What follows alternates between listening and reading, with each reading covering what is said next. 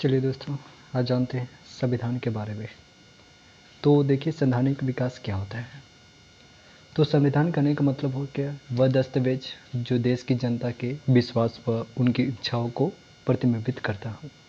कहने का मतलब हो गया कि संविधान वह मौलिक कानून होता है, यानी मौलिक कानूनों का एक ऐसा दस्तावेज होता है जो हमारी लोकतंत्र के लिए क्या करती है, एक नियम कानून जो होते हैं बनाते हैं, जिससे कि आपस में उससे बनकर सभी लोग रहते हैं। उसी बाद संवैधानिक विकास की बात किया जाए तो 1757 के जो थे क्रांति का युद्ध देखते हैं। पहले 1757 के क्रांति के युद्ध बात किया जाए तो यह प्लासी के युद्ध के नाम से जानी जाती है, जो कि रॉबर्ट क्लाइव और जो थे सिरादौल के बीच होती है। यह प्लासी युद्ध का युद्ध कहाँ पे होती है, तो पश्चिम बंगाल में होती है। किस नदी पे, तो भागीरथी नदी पे होती है, जिसमें रॉबर्ट क्लाइव का क्या हो जाते हैं, तो जीत हो जाती है। उसके बाद जो थे संवैधानिक विकास के दृष्टिकोण से दूसरे का युद्ध महत्वपूर्ण जो होता है वह बॉक्सर का युद्ध होती है। बॉक्सर का युद्ध जो है वह 1764 में होती है। 1764 जो है जिसमें हेक्टर मोनरो और 3 संयुक्त सेनाओं के बीच हुआ। यह जो है बिहार में होती है। ओके, उसके बाद आगे देखते हैं। उसके बाद आगे में देखते हैं क्या संवैधानिक विकास की बात किया जाए तो इसमें 1773 से लेकर 1853 ईस्वी तक जो थे वो ब्रिटिश इंडिया कंपनी के तहत जो थे वो पारित एक्ट थे। और उसके बाद जो थे ब्रिटिश क्राउन के तहत, यानी ब्रिटिश जो थे राजा के तहत एक पारित एक्ट आते हैं। तो ब्रिटिश क्राउन के तहत क्या देखते हैं, ब्रिटिश इंडिया कंपनी के तहत जो थे पारित एक्ट कौन कौन से हैं, तो 1600 ईस्वी का राजलेख यानी कि चार्टर एक्ट। उसके बाद जो थे 1773 का रेगुलेटिंग एक्ट, 1784 का पिट्स इंडिया एक्ट, 1793 का चार्टर एक्ट, 1813 ईस्वी का चार्टर एक्ट, 1833 का चार्टर एक्ट और 1853 ईस्वी का चार्टर एक्ट। उसके बाद ब्रिटिश क्राउन की बात किया जाए तो इसमें देखते हैं क्या भारत शासन अधिनियम जो कि 1858 में पारित होती है। उसके बाद जो थे भारत परिषद अधिनियम 1861 है।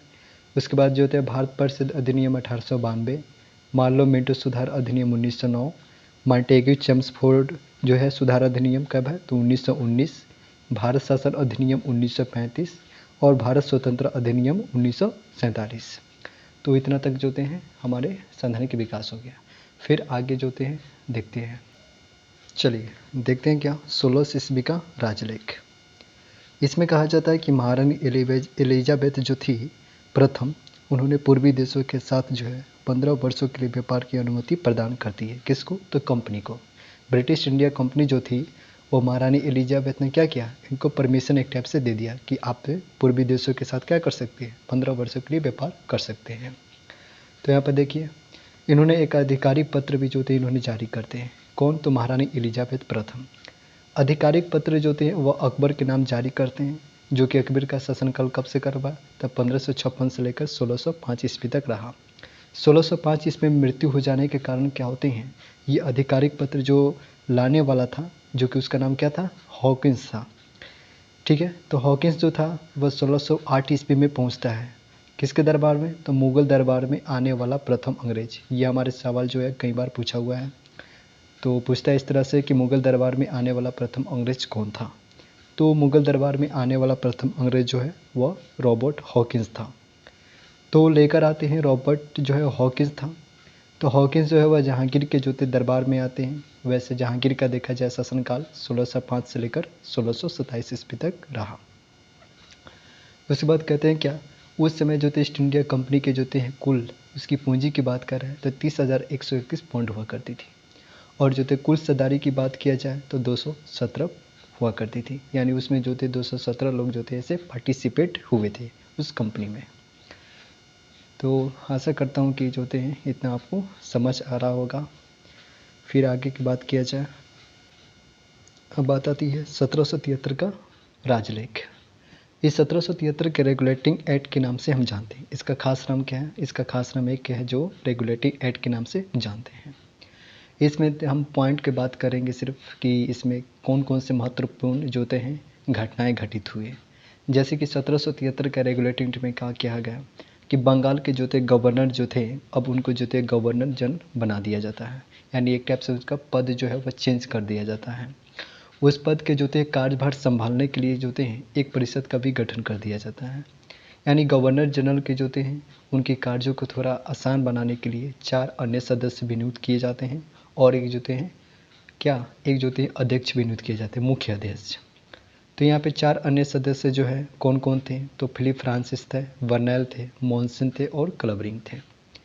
इसके बाद ये जो मुख्य अध्यक्ष की बात किया जाए तो वारेन हेस्टिंग्स को नियुक्त किया जाता है। वैसे यहाँ पे नोट में दिया हुआ है कि बंगाल का जो थे वो गवर्नर जनरल कौन थे, गवर्नर जनरल जो थे फर्स्ट तो रॉबर्ट क्लावेव थे। और बंगाल का जो थे प्रथम जो थे यानी फर्स्ट जो थे गवर्नर जनरल के रूप में किसे जाना जाता है, तो वारेन हेस्टिंग्स को नियुक्त किया गया। दूसरे का पॉइंट कहता है कि इस समय जो थे वह 3 प्रेसिडेंसी हुआ करती थी, जैसे कि हो गया बंगाल, मद्रास और बम्बई। तो इस तीनों प्रेसिडेंसी में क्या कहा गया कि बंगाल प्रेसिडेंसी के अंतर्गत जो है मद्रास और बम्बई को जो थे वह शामिल कर दिया जाता है। यानी कोई भी अगर कार्य होगा, कोई भी जो थे कार्य अगर किसी प्रकार से होती है तो बंगाल प्रेसिडेंसी के ही अंतर्गत किया जाएगा, ना कि मद्रास ना कि बम्बई के तहत। चौथा पॉइंट कहती है कि भारतीयों द्वारा जो थे रिश्वत व उपहार पर इस पे जो थे प्रतिबंध लगाए। यानी कि कोई भी अंग्रेज अधिकारी जो है वो भारतीयों से किसी प्रकार की रिश्वत यानी कि करप्शन जो है वो नहीं लेंगे, उपहार ऊपर किसी भी प्रकार के गिफ्ट भी नहीं लेंगे। पांचवा पॉइंट कहता है कि बंगाल में एक सर्वोच्च न्यायालय, ठीक है, बंगाल में क्या होता है, एक सर्वोच्च न्यायालय की स्थापना की जाती है। कब, तो 1774 ईस्वी में। पूछेगा कि बंगाल में सर्वप्रथम एक सर्वोच्च न्यायालय की स्थापना किया जाता है, जो कि किस एक्ट के किया जाता है, किस एक्ट के द्वारा, तो 1773 के रेगुलेटिंग एक्ट के तहत है। ये जो थे बंगाल में एक सर्वोच्च न्यायालय की स्थापना की जाती है, कब, तो 1774 में। ये सर्वोच्च न्यायालय की स्थापना जो होती है, इस मुख्य न्यायाधीश को किस में यानी कि मुख्य न्यायाधीश के रूप में किसे नियुक्त किया जाता है, तो सर इलिजा एम्फे के नियुक्त किया जाता है। तो इस प्रकार से जो थे हमारा 1773 का रेगुलेटिंग एक्ट के बारे में जो है आप देखें।